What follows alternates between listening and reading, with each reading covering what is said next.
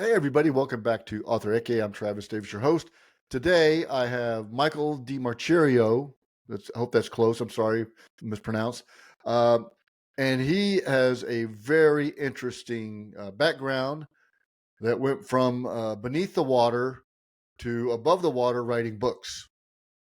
So it's very, very cool. But Michael, I'm going to go ahead and let you introduce yourself, and we'll kind of take it from there.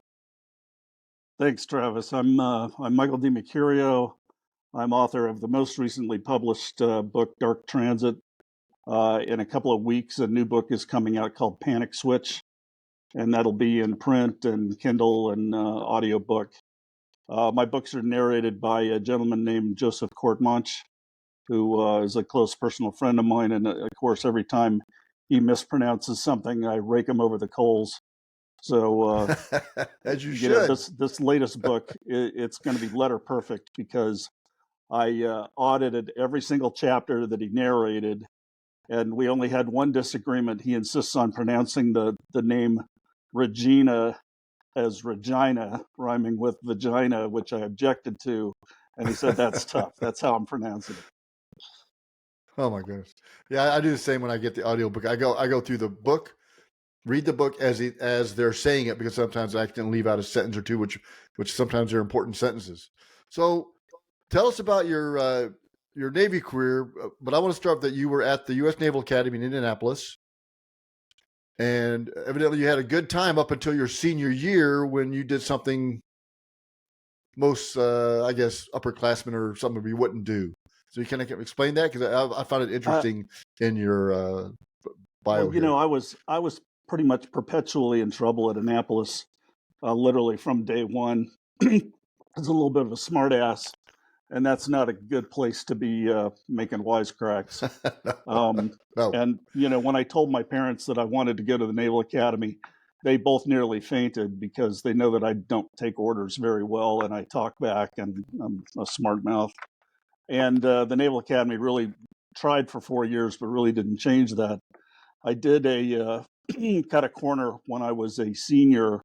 It was Easter Sunday, and I wanted to wash my car out on the other side of the playing fields. And all my car wash stuff was in my room, and the parking lot outside of our dorm was completely full except for the space of the commandant and midshipman. And I figured, hey, it's 2 in the afternoon on Easter Sunday. Nobody's here except all us seniors, of course. So I'll just like park in the Mhm. Admiral space and run in and get my stuff and run back out. It'll be there, 10 minutes and I'll be out of here.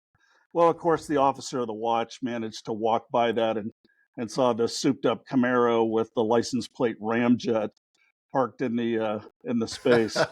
So I got a Class A offense for that. So I was restricting most of my last semester at Annapolis. Oh my goodness. Oh my goodness. But you succeeded, and then you went to MIT, Right. I went which to is MIT. I pretty amazing in itself. got a master's in mechanical engineering. It was heat transfer, so not the most exciting subject in the world, but it was fun. It was brain crushing. But I got out of there in a year. Went to scuba school. Drowned in scuba school. Had a near death experience. The whole going Oh through the wow. tunnel thing, and then Oh then went wow. on to the submarine pipeline. My goodness. Wow. So you wanted to stay under the water, is what you're saying, because you went to the Yeah, submarine. So today I stay as far away from water as I can get. My daughter wanted me to buy a lake house, and I won't go anywhere near water. it's like, how deep is the lake? you know, before I do anything. That's amazing. So when you were on the submarine, did you write at all? Did you think you wanted to write, or were you just concentrating on your responsibilities as a submarine warfare officer in the Navy? Well, no, I was I was really always an author.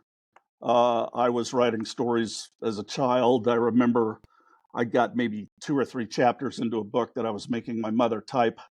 Back in the IBM Selectric Oh my days. God. Oh yeah. I illustrated the cover. I took typing in school. Yeah, I did too. My dad That's said, where I "You're got a all my writer. dates. I You're had a going to date need to every learn how to weekend. type." Yep. Yeah, That's also where you met the girls too, because I was like the only guy in diving class. exactly.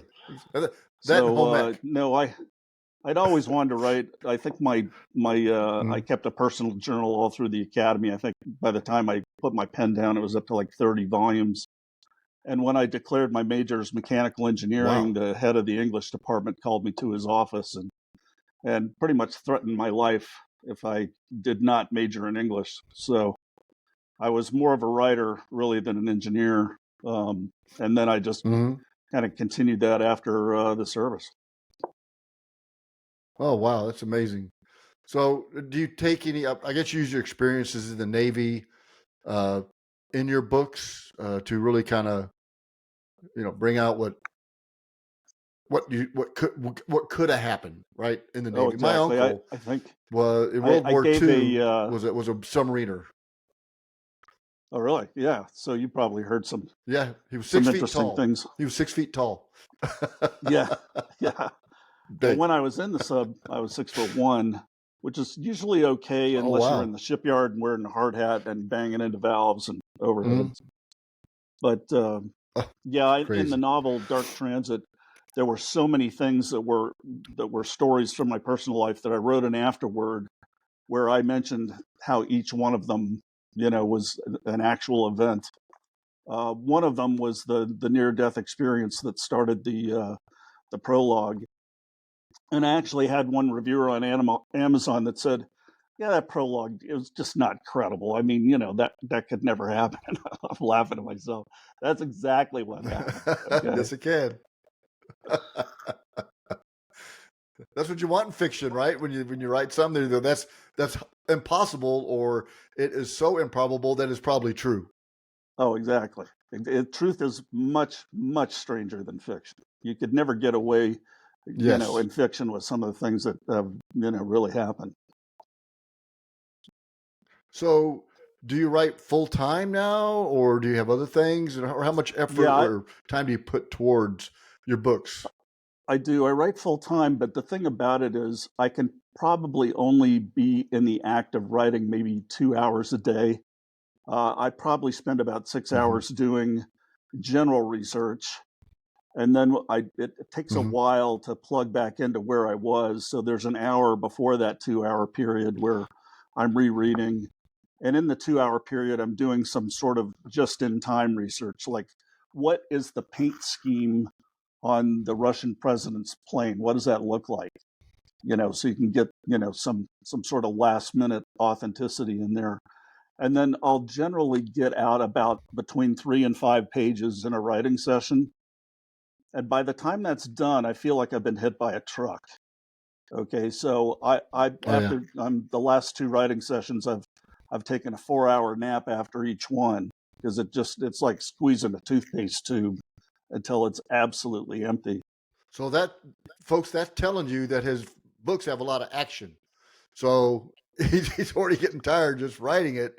So when you read it, get some rest, take your vitamins, be in shape, and just go for it because you might be a little exhausted at the end of it. But that's great. That's the way fiction ought to be. Exactly. So do you have to write in a sterile environment? Do you mind ambient noise or white noise? What kind of setting do you write in? Yeah, I have three desks. One of them is just for paying bills because your mind is in a different place. One of them is for that doing that general Mm-hmm. research. So I have a table that's probably 20 feet long that's got 3 by 5 cards and papers all over it, a big world globe, and maybe some maps and charts and things like that. And then my writing atmosphere, I'm in it right now. You can kind of see some of the "I love me" wall and the red paint, and it's got some really nice lighting, and there's submarine models and hard hats everywhere, and it's like Mm-hmm. coming down here. The only thing I do here is write. So when I sit down at this desk, Oh, okay. my mind is very focused on I'm back in the fiction. Yeah. So for folks that don't know what a "I love me" wall is, it's probably more of a military term. The things that I either I received or I gathered throughout the tenure, and it's like you look at it and you go, "I do love me." I did some things, and then when your friends come over, they look at it and go, "What did you do? What is all that about?" I have some on my wall uh, around also, but my wife, I had all my the medals and stuff. She goes, no, not. uh-uh. But that's excellent because that helps you with your thought. What I love to do the research too. I'm a lot like you, right? I'll look at maps or I'll look at different things. I do a lot of I do a lot of research on Chinese and Russians and cyber and AI, and I'm that's why I have a VPN on my computer, right? Because I don't want to. Why are you doing all this research on this? This wild stuff that you probably shouldn't be looking at. Like, what's a small the small reactors, right? What's the kilowatt that a small reactor can put out, or a lot of that stuff. So, but I do love doing the research. Oh yeah, I always am waiting for the black SUVs to show up and the alphabet guys to come knocking for that browser history. It's the exact way a Yep. nuclear bomb works. You gotta put 5 pages into making that understandable, and you're not going to do that if you don't know it yourself. Mm-hmm. Yeah. By the way, you have to wipe a hard disk 3 times for it to be clean. Just FYI. I would toss it in water, but I'm afraid of water. So there you go. Submerge it. So tell us about the book. I'm the latest one, and then talk about your others. I'm interested in what. It sounds really cool. I love books like that. Well, I started off with a series. It didn't really. It wasn't meant to be a series. It was the first book was called Voyage of the Devilfish, and it was about the submarine captain who went on a mission so awful that he was the sole survivor and got radiation sickness and had to leave the Navy and was almost dead. So I turned that into Oh publisher wow. Donald I. Fine, and I said, "So now what do I do?" And he's like, "Well, write another book." And I said, "Yeah, I'm just trying to figure out what I'm going to write about." And he's like, "What do you mean you're trying to figure out what you're going to write about? You take up the story where you left off." And I'm like, "Are you allowed to do that?" Mm-hmm. He's like, "Yeah." So the second book was called Attack of the Seawolf, and in that book, this captain, whose name was Pacino, because it actually originated from where my family came from, a town in Sicily named Pacino. So Commander Pacino gets recruited to do a rescue mission, and they try to get him to come back in the Navy, and he says, "I can't do that because I'm sick and I'm tired, and I don't feel like it." And they said, "Well, you have to because the Chinese captured one of our submarines spying in the Bohai Bay, and the Chinese have taken it prisoner, and all the crew are being tortured and interrogated, and some of them are being executed. And we need you to take command of the submarine Seawolf and get in there and with a platoon of SEALs and rescue, the submarine." And Pacino says, "Well, you should have Sean Murphy. He's the best commander you got. Send him in there to rescue that sub." And the admiral says, "We can't. He's the guy who got captured." So Oh wow. Pacino signs on to the mission. After that, things kept going, and Yep. this main character, Michael Pacino, kept getting more elevated in rank until he was supreme commander of U.S. forces in the East China Sea in a little bit of a scrape with Red China. And then, at that point, I think I was maybe 7 novels in, and the technology I was writing about was so far advanced over what was really happening in the Mm-hmm. world that it was starting to get a little science fiction like. So I started a new series that was sort of set in a different universe.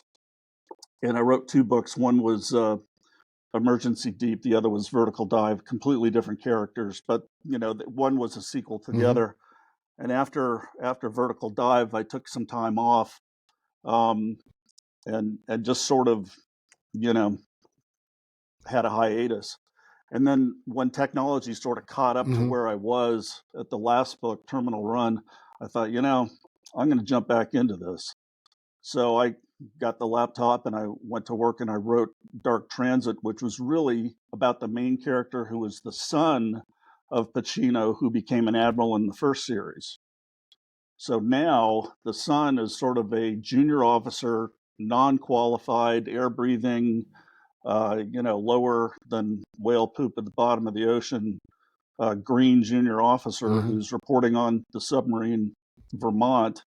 And it's the story of a mission that Vermont goes on, and how he sort of grows up as an officer and gets trained and becomes qualified in submarines. And then the one that's coming out Interesting. most recently Interesting. is called Panic Switch, where now he's a qualified veteran of undersea combat, and it's about Mm-hmm. the next mission that he goes on, which turns out to be even more dangerous than the first one. Interesting. So you didn't start off to write a series. You just were going to write a book, and then the guy said, "Well, you got to write another one, right?" Right? I think Yeah, the that happens a lot. publisher. I wrote my first one. Yeah, you got to write another one, buddy. Yeah, One more, or I did say I wrote one, and I said okay. Then I said, well, I created a team. Now I want to carry that team forward in another one. So I did another one, and then I'm writing my third now, um, with the same team, but I'm adding a character that becomes very pivotal in the books. So we'll see how that kind of goes. So who's your publisher? so right now it's Crossroads Press, which is helmed by a guy named David Wilson. And David approached me Okay. during my hiatus and said, we'd like to take your backlist and and put it up on Kindle and get some audiobooks done. So I said, yeah, that's great. So they Kindle published my book. So I reread everything Mm-hmm. I'd written in the past. Of course, I've never met a sentence I wrote that I didn't want to revise. Right? I'd read it and be like, that's clunky. I want to revise that. But um, Yeah. and then the audiobooks came out, and then I told David, hey, I'd like to write a new one, and he says, like, get it to me day Mm-hmm. after tomorrow. So I went to work, and it took maybe about a year, about 18 months to put out Dark Transit. I have a experience on every book where it takes a while to get the plot down, and then it takes maybe a month to get the first page out because that first sentence is just a killer. Mm-hmm. And then after that, it goes great for about 100 pages, and then I hit a brick wall. It's the 100-page stall, and at the 100-page stall, I might have to wait 3 months before I can really break through and keep the plot going and figure out how to end things. Some books get very tense at the end where I don't outline or plot the end. I kind of plan the beginning, and I get the characters and Mm-hmm. the good guys and bad guys in the sandbox and all the toys in there. And at about the 1/3 point, I just let go and just let things happen. And one book was called Phoenix Sub-Zero, and the bad guys were winning over the good guys so bad I had no idea how I was going to get the good guys out of this. I mean, they were just dead. And it took maybe 2 months That's not of just good. trying to figure that out. Meanwhile, the publisher, back then it was Donald I. Fine, was just hammering me because I was 2 months late. It's like, when am I getting this manuscript? Mm-hmm. And finally, I did about a 50-hour sprint where all I did was write, and I put out maybe 75 pages, the very last pages of that book, and wrote around the clock, and it was just a caffeine fueled frenzy. And your mind does funny things when you try to write like that. I had no memory of how the book ended, so I went into New York City and I delivered the manuscript. And Don Fine said, "Well, how did it end?" And I look him in the eye and say, literally, "I don't know. I have to reread it myself because it just like flew out of my head onto the page." And fortunately, the printer didn't break. But I reread it now, and it's like reading somebody else's work. I mean, it came out great. I don't know how I did that. Oh wow. I think I'm a lot like you when you talk about. I have to get the beginning of the book just right to go ahead and start it. So I started this third book probably 5 times, and I got about 140 pages into it. I go, okay, I can't, I can't make it work, right? So I decided to start it again. But then what I found out as I'm writing this again, I can use parts and parcels of what I've already written, and I can work it in because it's somewhat similar. So now I can work it in to where it matches up, and because I have a lot of there's a plot, but there's also a lot of subplots or things going on at the same time that you have to put them in order and gel at the same time to get the book completed, right? Where it kind of makes sense. But I'm a lot like you, where I'll read it and I go, okay, I gotta look at this again. And I don't outline per se. I like to walk in the morning, and when I walk, I think about things, and then I come back and hammer out, until I'm tired. And I said, well, I'm going to write tonight. And when I time I have to, like I said, I can't. I mean, it would be worthless for me. But I'll think about something, But yeah, I think that. But I'm starting to be more disciplined. I guess that's a word. That's a good word. Well, it's funny. Plotting a scene or even plotting the first part of a book. It's just not something that you do at a laptop. You've got to be out on a run, or you've got to be trying to get to sleep, and Mm-hmm. it's 3 a.m, and your mind is plotting a book instead of letting you go to sleep. So I'm with you there. But at the Mm-hmm. same time, the one I'm writing now, I'm about 35% into it. If you go by page count of similar novels, and the plot that I had in mind, just at the 100-page stall, seemed impossible. It wasn't going to be credible. We'd never really get there. But fortunately, something happened in Mm-hmm. the next 100 pages that makes it perfect. So I mean, it's gonna Mm-hmm. land that thing right on the numbers. So sometimes I think your mind Excellent. in the background is coming up with solutions that are just not in your conscious mind at all. Yeah. You ever wake up and go, oh, I got to get something down real quick before I forget it. I thought about it. So some authors, I did this in my first book. I broke the book into acts, act 1, act 2, act 3. Because I did some research. Okay, how long should act 1 be in a book, or act 2 and act 3? And that did help with the first one. I didn't do it for the second. I'm debating the third, because I can always, break it up after. But do you ever do it like that, or is it just straight, chapters and Well, sections? no, I probably break everything into 4. I just call them book 1, book 2, and there's a title of what book Mm-hmm. 1 is. It starts after the prologue, and it may have a title like The Monday, or Command Detonate, Mm-hmm. or you know the Battle of June 6, for example. And Right. then Right. at the end of that 4th book, then we have the epilogue, and it kind of ties up all the loose ends and brings everything to a close. But it's kind of a natural process for me. I don't really consciously think too much about it. It's sort of, book 1 is sort of the setup. What are we doing here? What's the conflict? What's the issue? And then book 2 might get into details Mm-hmm. about what are the bad guys doing. And then book 3 would naturally be, okay, well, what are the good guys going to do in response to this? And then book 4 is when we're in the boxing ring throwing punches. Yeah.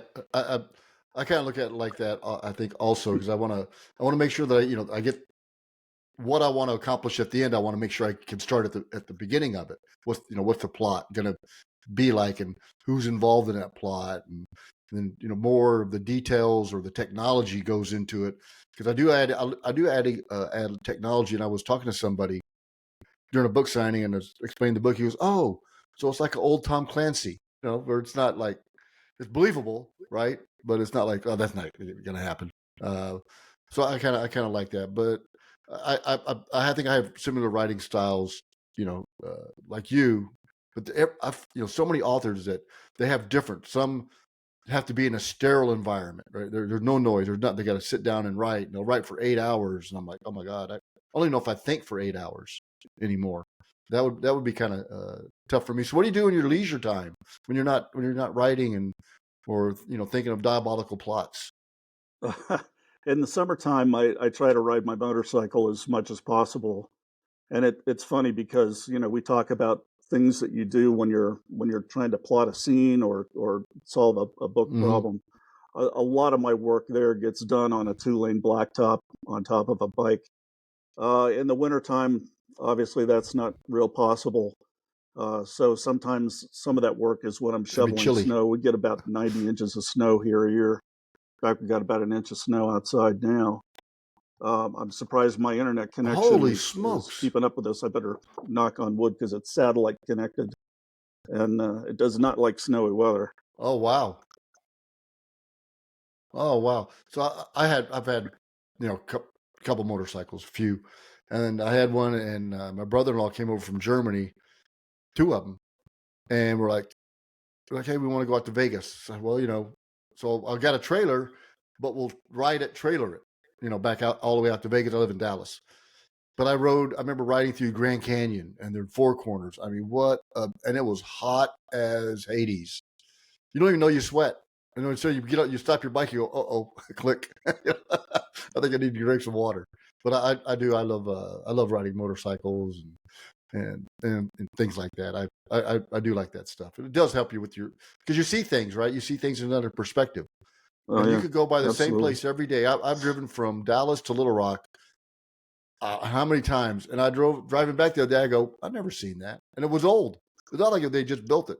So because you see something in peripheral vision, and maybe I can put that in the book somehow, or where I've been. I like to put real places in the book so people can actually visit them. Oh yeah, exactly. That's a great way to research, is to go to exactly where you're writing about. Sometimes you can't do it. I mean, I've never been to Moscow, and Right. I'd like to go someday, but I'll rely on Google Earth and the internet to show me, what does this particular Yes. building look like. Yes. I've got a place that I put in all my books. I was writing the ending of my first book, and it's in Manassas, Virginia, hanging out with my son and his friends and wife. I'm like, man, I said, I love this place. This place is where the team goes after a mission to decompress. It's a brewery. you know, the beer is fantastic. The folks are nice. I said, I'm going to put this place in my book. So I went up and talked to, the guy that owns it and everything. He goes, oh, yeah. So it's in all my books. And actually, I have book signings there Oh wow, called that's great. Eavesdrop Brewery, Manassas, Virginia, if you ever get the opportunity. And they say, oh, hey, I say, hey, got you in the book and everything. But because I want to make it where hopefully one day, when the books take off or whatever, there'd be 3 or 4 people sitting around that match the characters, and somebody read the book going, nah, that can't be them, sort of thing. Well, you ought I have to a vivid send them a signed imagination. copy of every book that they're in. oh, They can oh, display it yeah. out front. Oh, yeah. As a matter of fact, that's a good point. They have a brewmeister, right? So I said, man, how about if I commission you guys to make a beer for me, and we call it Team Texarkana? And it's gonna be like a German Pilsner type beer. So they were like, yeah, let's do that. I'm like, now that would be cool. Everybody say, because everybody say, where's the name of a beer come from? I mean, they're so strange. Where's that name come from? Oh, it comes from a book that the brewery's in. So you got to think. Yeah, that's So perfect. that brings me to the thing. How do you market? How do you market a A book? lot of How do you do it? uh, for me, it's mostly word of mouth. Pretty active on Twitter, um, and Mhm. I Yes, pretty you much are. just let my personality blow on out there, and in fact, Yep. that was one of the reasons for the hiatus I had in writing, because I'm like so forthright on social media that I had to hear some of my Facebook posts read in a court of law in a custody battle, and it was not pleasant. So I actually got off Facebook Oh no. and shifted over to Twitter. But now, the kids are all grown, and it's, not an issue anymore. So I can pretty much say whatever I want. So, yeah, a couple of years ago, I just, started describing the writing process and, the problems I was running into with writing. I think I'm connected to, Mhm. pretty much a larger writer community. So it's kind of Mhm. interesting to see other people like yourselves sometimes having the same problems I have, and I think it's good for business. And then I may put in a snippet of something I'm writing now or something I wrote before. um, Cover art is always a good thing to throw up there and say, here's how we did this. Here's an argument I had with the guy who did the cover art. Something that humanizes the process, so people get interested in it. And then Yep. I'll sometimes somebody will send me a review. I'm a passionate believer in not reading reviews of your own work, and I don't know how you feel about that, but Mhm. every time I read a review, it affects my process, so I try to avoid them. But somebody sent me one from the other day that was like a 5-star review and going crazy about, how amazing the book was and how great the submarine stuff was and, how real the characters are. And then they barbecued me a little bit because they Mm-hmm. said, every woman in your book has got a big chest and narrow waist and mile-long legs and, hair down to the middle of her back. And I wrote on Twitter, hey, everything I write about women is from real life experience. None of this stuff is adolescent fantasy, guys. This is, I really knew these Yeah, people. yeah. And so, I'm You sure go. Hey, I was in the Navy. and I know, if you're like me, you remember a crazy character and he just shows up, in your manuscript, right? Because you just know Yeah, exactly not only what he would say, but how he would say it. yeah, yeah. It's you put you put a little bit of yourself in every book, and you put a little bit of everybody you've probably met in an amalgamation of somebody that's a single character. That because I mean, some of my characters are kind of tough. Uh, and one guy, Will, who's a kind of a maker. He's smart, very very intuitive, but he can be a knucklehead sometimes, right? But he's the one that breaks up the stress when you got to have somebody that can say something and break. Okay, now the stress, I can relieve that stress a little bit because a lot of these environments are, and I think that maybe comes from a military perspective, right? I mean, I was in 20 years, and either me or somebody, you have to break up some stress sometimes, or you just go, ape shit, basically. Oh, absolutely, absolutely. No, Yeah. we had a lot of fun on the submarine. It was a bunch of very, very hilarious guys. And, we knew how to buckle down and do You can't go business too. nowhere. But So where can people reach you, Michael? What would be the best place everybody can find you and your books? I think the best way to get to me is on the X platform, formerly Twitter. I think I'm at Mikey diMercurio. And, my whole life's on there. So want to know something about me, there it is. Excellent. So I do follow Michael, and he has some anecdotal information sometimes out there, and sometimes it'll make you giggle. So I'd highly advise going out there and checking him out. Check out his books, and he's got a new one coming out, so you kind of put that on your list of things to look at. But I think appreciate your service that you did for the country back Oh, thank then. you, Travis. Cold War, that Cold War was simmering to boil over every day. Oh, And yeah, I absolutely. don't think some people realize that things that happened that, I spent countless days and months walking the east-west German border and the Czech border. And there was some things that, were interesting, and especially from the subsurface world. There you go. Well, I as knew for that was going me, to come out. it never happened. We were never there. That's right. Excellent. Well, Michael, I appreciate the time you took, and it's been a great conversation. I wish you the best of luck. And folks, go check out his books and kind of ping him on Twitter. Thank you very much, Travis. Thanks for having me aboard. Yes, sir. Welcome aboard.